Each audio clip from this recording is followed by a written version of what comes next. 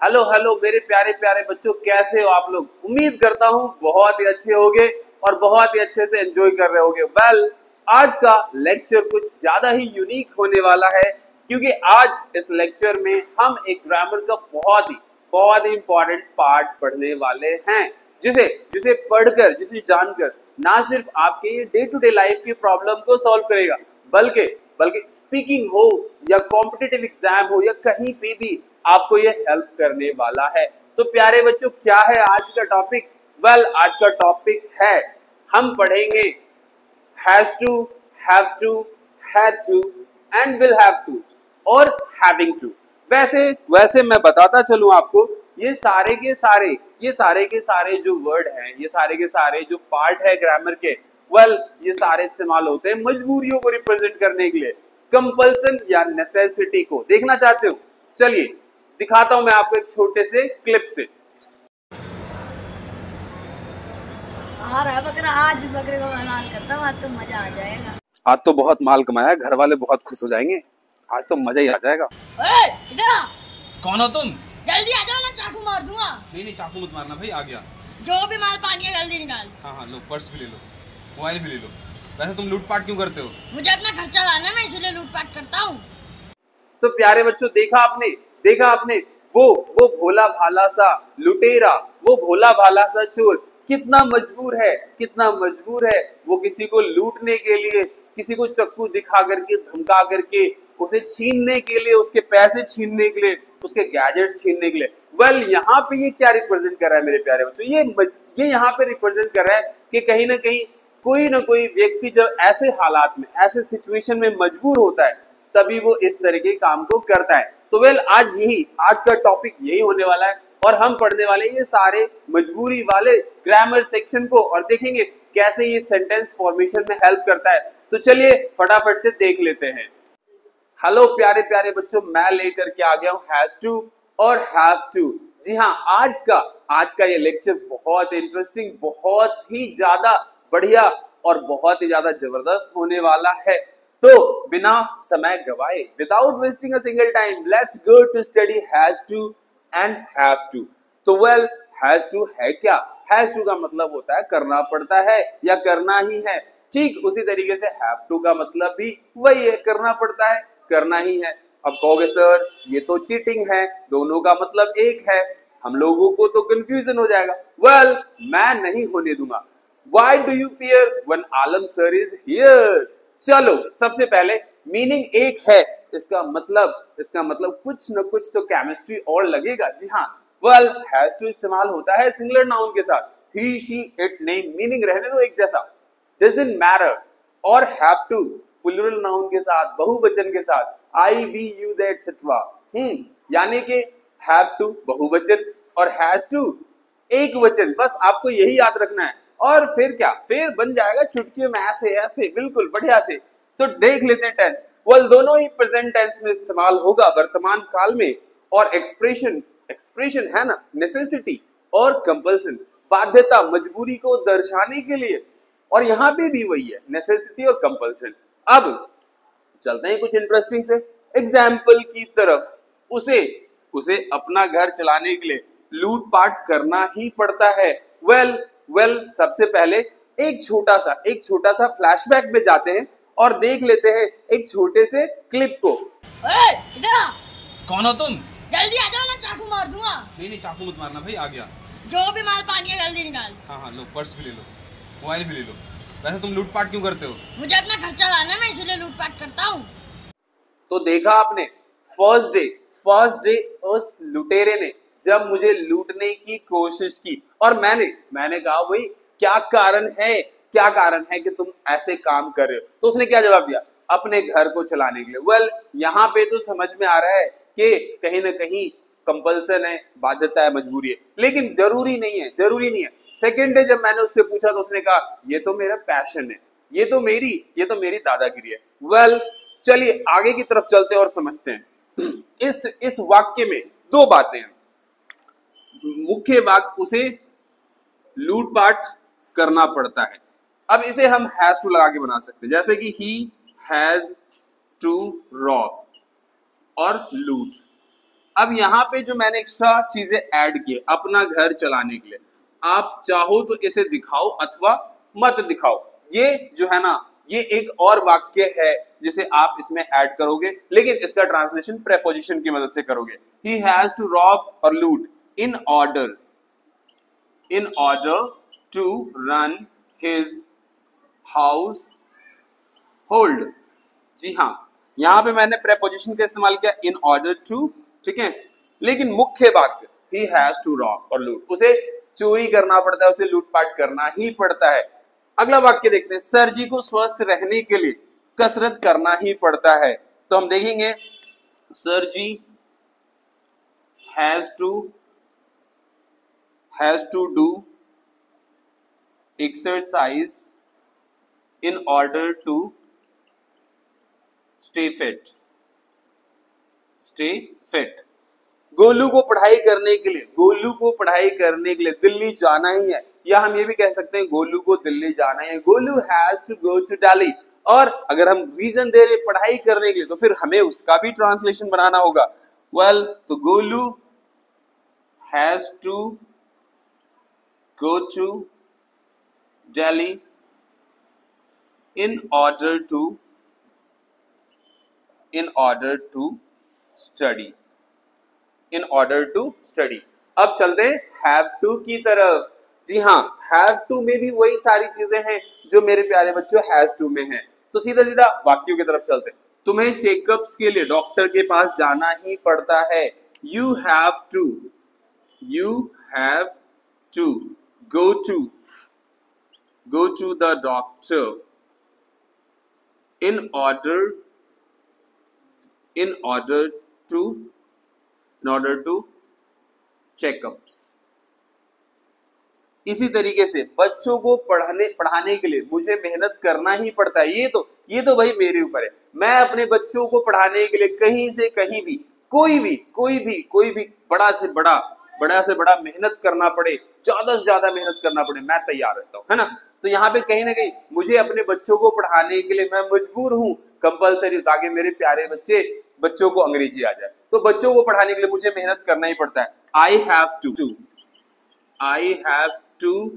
do hard work, और आप ये भी कह सकते हो I have to work hard, ठीक है। I have to work hard या I have to do hard work, है ना, in order to teach my student। जी हाँ, अब अगला देखते हैं, सैनिकों को देश की सेवा करने के लिए सीमा पर जाना ही पड़ता है। फैक्ट है, बिल्कुल ही हकीकत है। तो देखते हैं और बनाते हैं फटाफट से। सैनिकों को देश की सेवा करने के लिए सीमा पर जाना ही पड़ता है। सोल्जर्स हैव टू, अब यहां देख रहे हैं, हाँ, soldiers have to go to the borders in order to serve the nation or country। अब प्यारे बच्चों चलते हैं had to और will have to की तरफ। has to और have to को हलवा बनाने के बाद मेरे प्यारे बच्चों अब हम चलेंगे had to और will have to की तरफ। तो चलिए शुरू करते हैं। had to जो है वो पास्ट टेंस को रिप्रेजेंट कर रहा है, जहां पे इसका मीनिंग करना पड़ा था, थी अथवा थे हो सकते हैं। अच्छा, ये ना सिंगुलर प्लस प्लूरल दोनों के लिए ही होता है। सिंगुलर प्लस प्लूरल, एक वचन और दो वचन दोनों के साथ, यानी कि ये ही शी इट नेम और आई वी यू दे सभी के साथ आने वाला है। जैसा कि मैंने टेंस के बारे में बताया, इट रिप्रेजेंट पास्ट टेंस। जी हाँ, कौन सा टेंस? Past tense. और एक्सप्रेशन मेरे प्यारे बच्चों वही रहने वाला है, नेसेसिटी, ऑब्लिगेशन, बाध्यता, मजबूरी। जी हाँ, अब देख लेते हैं फटाफट से कुछ एग्जाम्पल। बारिश की वजह से मैच कैंसिल करना पड़ा था। अब बताओ, या करना पड़ा, अब बताओ, यहाँ पे मजबूरी दिख रही है ना आपको, है ना। मैच कैंसिल नहीं होता, लेकिन चूंकि बारिश हो गई है और बारिश की वजह से खेल कैसे होगा। आपने अक्सर सुना होगा कि भैया मैच जो है ना बारिश की वजह से कैंसिल हो गई है।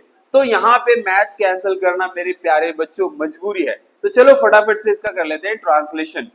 बारिश की वजह से मैच कैंसिल करना पड़ा, तो ये तो हो गया हमारा मेन सेंटेंस। मैच कैंसिल करना पड़ा, match had to cancel due to rain, due to rain. प्यारे बच्चों ड्यू टू रेन को आप आगे लगा लो या पीछे लगा लो, आप ये भी कह सकते हो due to rain match had to cancel, और match had to cancel due to rain sentence में कोई फर्क नहीं पड़ेगा, मीनिंग सिमिलर ही रहेगा। अगला देखते हैं, गरीबी के कारण उसे पढ़ाई छोड़नी पड़ी। यहाँ आप देखिए पास्ट को रिप्रेजेंट कर रहा है, गरीबी के कारण उसे पढ़ाई छोड़नी पड़ी और मजबूरी भी प्रेजेंट हो रहा है ना। तो चलिए देखते हैं, उसे पढ़ाई छोड़नी पड़ी, ये हमारा मेन वाक्य हो जाएगा। He had to leave. He had to leave his study. He had to leave his study. किस चीज के कारण? Due to poverty. Due to poverty, है ना। अब प्यारे बच्चों चलते हैं will have to की तरफ। जी हाँ, इसका मतलब है करना पड़ेगा। जी हाँ, करना पड़ेगा, पड़ेगी, पढ़ेंगे, ये सारे ही सेंस है यहाँ पे। अच्छा, ये भी सिंगुलर प्लस प्लूरल दोनों के लिए ही इस्तेमाल में आता है, एक वचन अथवा बहुवचन, यानी कि यहाँ पे भी विल हैव टू का इस्तेमाल हम he, she, it, name, I, we, you, they, जितने भी हम सब्जेक्ट्स देख सकते हैं हम उन सब के साथ, यानी कि सारे के सारे नाउन के साथ हम लगा सकते हैं। टेंस की बात करें तो फ्यूचर टेंस में इस्तेमाल होगा। मेरे प्यारे बच्चों ध्यान रखना, विल जो है रिप्रेजेंट करता है फ्यूचर को, है ना। एक्सप्रेशन की बात करें, नेसेसिटी आवश्यकता अथवा बाध्यता, मजबूरी को प्रकट करने के लिए। तुम्हें कल विद्यालय जल्दी आज जाना पड़ेगा। हाँ, कोई अर्जेंट काम हो या हो सकता है तुम्हारा एक्स्ट्रा क्लासेस हो या कोई एक्टिविटी हो, इस वजह से तुम्हें कल विद्यालय जल्दी जाना पड़ेगा, मजबूरी है, जाना पड़ेगा, है ना। So you will have to, है ना, you will have to go to school early. You will have to go to school early. तुम्हें विद्यालय जल्दी जाना पड़ेगा, मजबूरी है।